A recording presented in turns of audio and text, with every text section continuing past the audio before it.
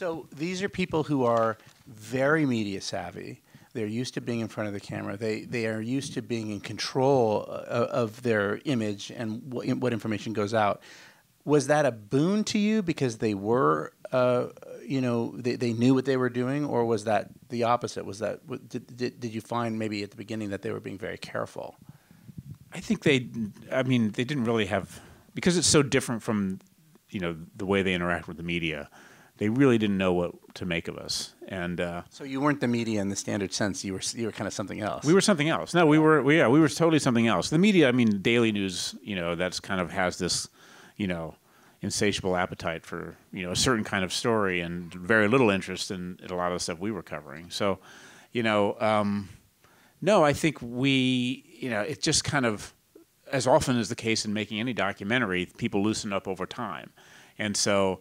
At first, Samantha was easier because I knew her, but still, it's like, the staff was like, what's going on? And, it just kind of took time for people to loosen up. And so, you can actually see, I can see that the people get more relaxed and the access sort of shifts over time in the film. So, by the end in that serious section, near the UN meetings where there's the Russians or the Syrians bomb that convoy, there's that meeting with Ben and that team where it's all the emotions are incredibly raw, and that we speaking very frankly, and we just got that because we were there, and you can see it in Secretary Kerry's expressions as well. Then they were just kind of used to us being around at that time. Was there any kind of I imagine one of the reasons that they felt okay with doing that was that they knew that the film was going to come out after they were out of office. Yeah, absolutely. And that was probably part of the agreement that you weren't going to take if there was a piece of film of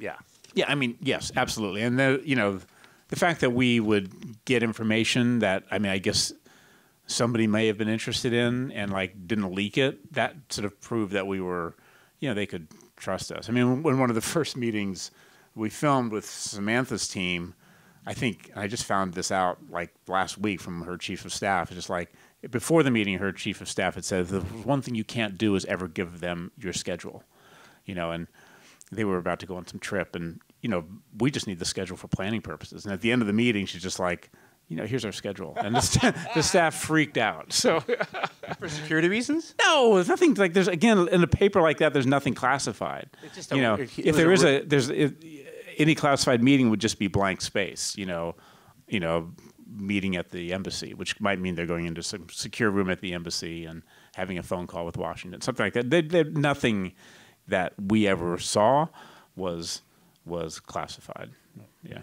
So one of the things that the Obama... I'd just say, so that as a result of that, clearly, this is the national security team, so I knew that there were a lot of rooms we couldn't get in, by its very nature. And we're not in the Situation Room when they're debating Syria or drone strikes or anything like that. But we're not.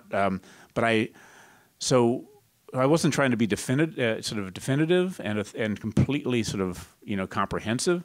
But I felt like what's not classified is people's emotions. And so if I was trying to kind of have the film inhabit that kind of emotional, sort of territory, then we would be okay, and we would be able to sort of track that arc over the year.